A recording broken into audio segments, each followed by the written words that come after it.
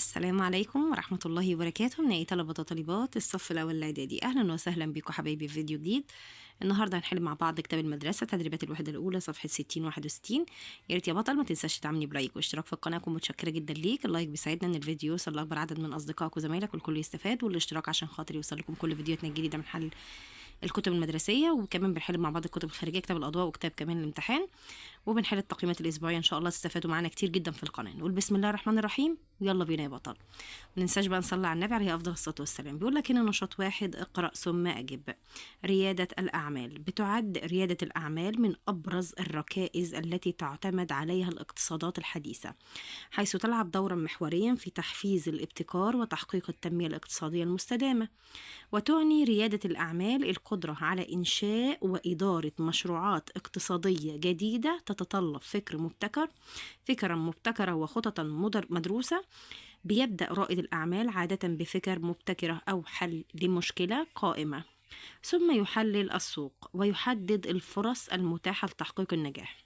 طيب يبقى هو هنا عرف لك ريادة الأعمال هي إيه، وقال لك رائد الأعمال بيبدأ بإيه في الأول. قال لك بيبدأ بفكرة مبتكرة أو يحل إن هو مشكلة قايمة موجودة يعني، وبعدين يبدأ يحلل بقى ويحدد الفرص المتاحة عشان يقدر يحقق النجاح. ولا يقتصر دوره على تنفيذ المشروع فقط، يعني رواد الأعمال والمستثمرين ما بيقتصرش دورهم بس على تنفيذ المشروعات، بل بيتعداه إلى تحمل المخاطر المالية والإدارية. لازم وانت بتفتح أي مشروع، تفتح أي حاجة أو بتخطط لأي حاجة، تبص للأبعاد بقى. يعني انت شوف بقى الخسارة، المكسب، هتستفاد ايه، طب ايه الأضرار، ايه الفوائد. الزيادة على رائد الأعمال موارده وقدراته في مواجهة المجهول بهدف تحقيق الربح والنمو.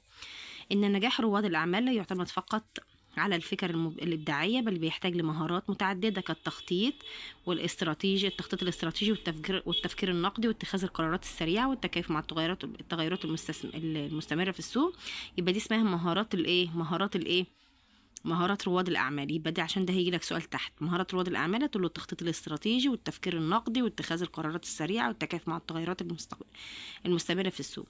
كل حاجة موجودة في القطعة. تقرأ القطعة كويس جدا عشان تعرف تحل الأسئلة. بالإضافة إلى ذلك بتتطلب ريادة الأعمال القدرة على التواصل الفعال وبناء فرص أو بناء فرق عمل قوية. لازم يكون عندك فريق عمل قوي عشان تقدر تحدد الأهداف المشتركة. ومن المهم أيضا أن يكون لدى رائد الأعمال رؤية بعيدة المدى بتمكنه من التنبؤ بالتحديات المستقبلية والعمل على تجاوزها. زي ما قلت لك فوق كده، بتسهم ريادة الأعمال في دفع عجلة النمو الاقتصادي بشكل مباشر، حيث تعمل على خلق فرص عمل جديدة وتطوير منتجات وخدمات مبتكرة وتوفير حلول للتحديات المجتمعية. وفي بعض الأحيان بيكون لرواد الأعمال تأثير اجتماعي إيجابي، إذ بتركز مشاريعهم على تحسين جودة الحياة للمجتمعات أو حماية البيئة.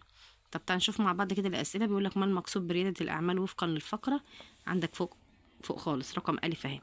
قال لك تعني ريادة الأعمال، هتكتب خط كده عليها لأن ما فيش طبعا مكان في الكتاب.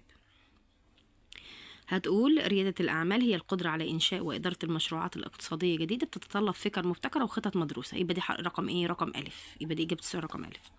طيب بيقول لك هنا السؤال الثاني، ما الخطوات التي يتبعها رائد الأعمال لتحقيق النجاح؟ القطعة بطل اهي رقم باء. يبقى الخطوات يا شباب اهو خطط مدروسة. هتبدأ من أول هنا بفكرة مبتكرة أو حل المشكلة قائمة، ثم يحلل السوق، ثم يحدد الفرص المتاحة لتحقيق النجاح، ويتحمل المخاطر المالية والإدارية. دي الخطط اللي بيفكر فيها. طيب بيقول لك هنا ما المهارات التي يحتاج إليها رائد الأعمال كما ورد في الفقرة رقم ج. تعال نشوف مع بعض بقلمك الحلو كده، يعني لو معاك قلمين تاني كده عشان تحاول ان انت ايه، او قلم تظليل اعمل. رقم ج هو قال لك هنا المهارات. قال لك المهارات بيحتاج رواد الأعمال لمهارات متعددة كالتخطيط الاستراتيجي، التفكير النقدي واتخاذ القرارات السريعة والتكيف مع التغيرات المستمرة في السوق والتواصل الفعال وبناء فرق عمل قوية. يبقى دي إجابة السؤال رقم ج يا شباب، اللي هي المهارات اللي بيحتاج ليها رواد الأعمال. طيب بيقول لك هنا رقم د، كيف تسهم ريادة الأعمال في تحسين الاقتصاد؟ تعال نشوف مع بعض. قال لك اهي حيث تعمل في اهي على النمو الاقتصادي بشكل مباشر، حيث تعمل على خلق فرص عمل جديدة. إجابة السؤال رقم د. وتطوير منتجات وخدمات مبتكرة وتوفير حلول للتحديات المجتمعية ولها تأثير إيجابي وسلبي. خلاص يا بطل. طيب يلا يا جميل. بيقول لك في رأيك ما التحديات الرئيسية التي قد تواجه رائد الأعمال في مجتمعك وكيف يمكن التغلب عليها؟ يلا يا بطل، رقم التحديات اللي بتواجه رواد الأعمال. طب تعالوا نشوف مع بعض في القطعة. قال لك هنا بيواجه رواد الأعمال العديد من التحديات. يلا يا بطل بقلمك كده وظل واكتب كده، خطط كده اهو. بيواجه رواد الأعمال العديد من التحديات مثل نقص التمويل وعدم استقرار السوق والمنافسة الشرسة.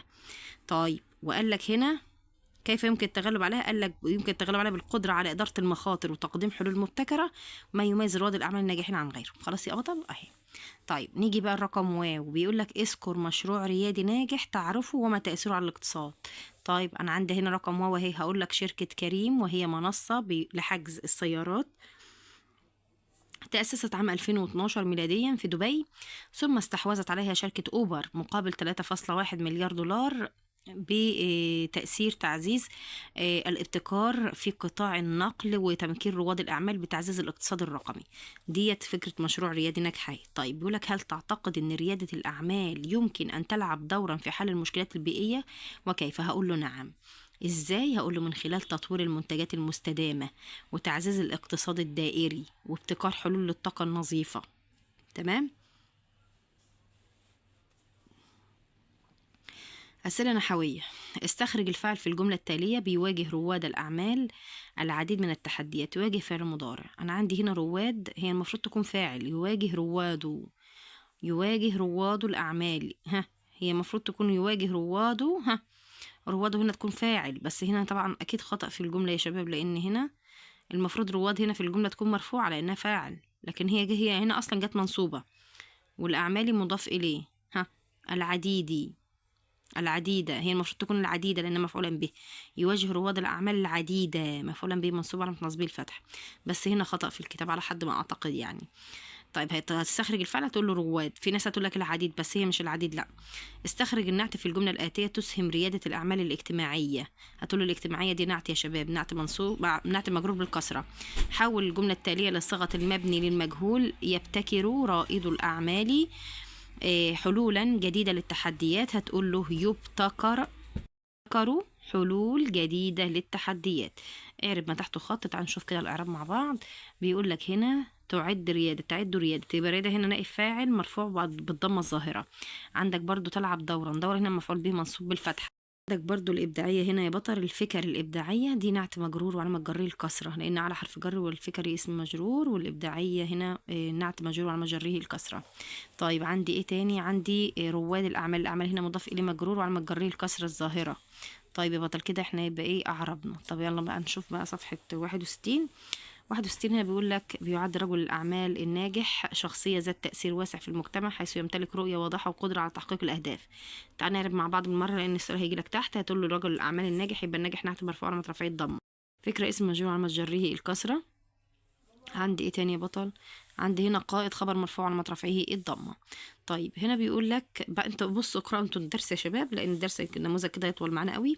طب تعال نشوف كده مع بعض. بيقول لك ما الصفات اللي تميز رجل الاعمال الناجح كما ورد في الفقره. هو هنا بيكلمك عن صفات رجل الاعمال الناجح، وبيكلمك عن الصفات بتاعته وازاي ان هو يقدر يحول الفكره لمشروع وكده.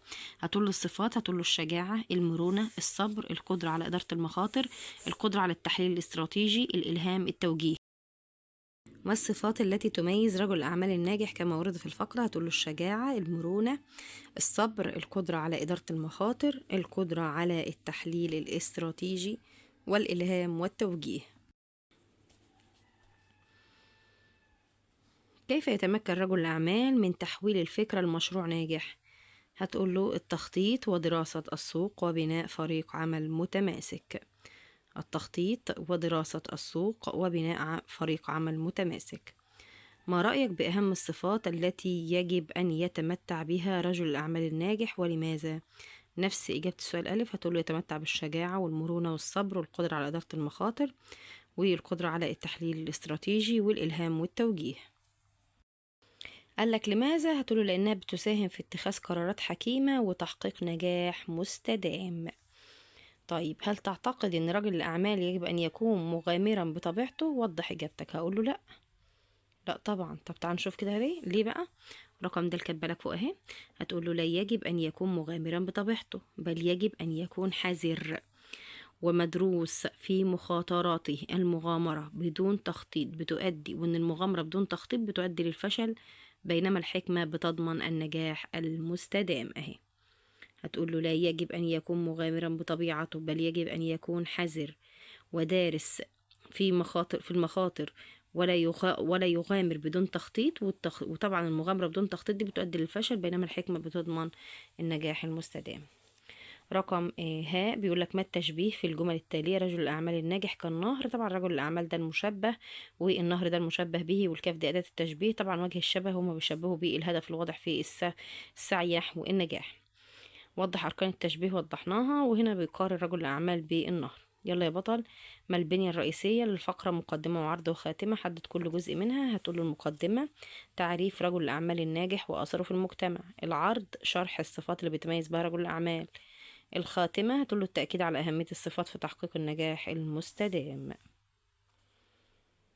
يبقى احنا كده سردنا البنية الرئيسية اهي، مقدمة وعرض وخاتمة. ما الأساليب اللي تستخدمها الكاتب للتأثير على القارئ؟ هتقول له أسلوب التشبيه والتأكيد، خلاص، عشان يجذب انتباهه. استخرج الفاعل في الجملة التالية. يمتلك رجل الأعمال. هتقول له رجل دي فاعل. استخرج النعت رجل الأعمال الناجح. هتقول له هنا كلمة الناجح دي حبايبي نعت مرفوع على رفعه الضمة. أصل الجملة رجل ناجح. الرجل طبعا دي معرفة بالإضافة. رجل الناجح. طيب حول الجملة التالية إلى صيغة المبني المجهول. هتقول له هنا بيقول لك يخطط رجل الأعمال مشاريعه بعناية. هتقول له هنا تخطط المشاريع بعناية من قبل رجل الأعمال. اعرب ما تحته خط واحنا أعربنا كده حبايبي. نكون وصلنا لنهاية الفيديو. أتمنى من ربنا تكونوا استفدتوا من الفيديو. لو بمعلومة واحدة واللي استفاد من الفيديو ما ينساش يدعمني بلايك واشتراك في القناة عشان يوصلكم كل جديد إن شاء الله من حل التدريبات والواجبات. بالتوفيق والنجاح يا رب. مع السلامة.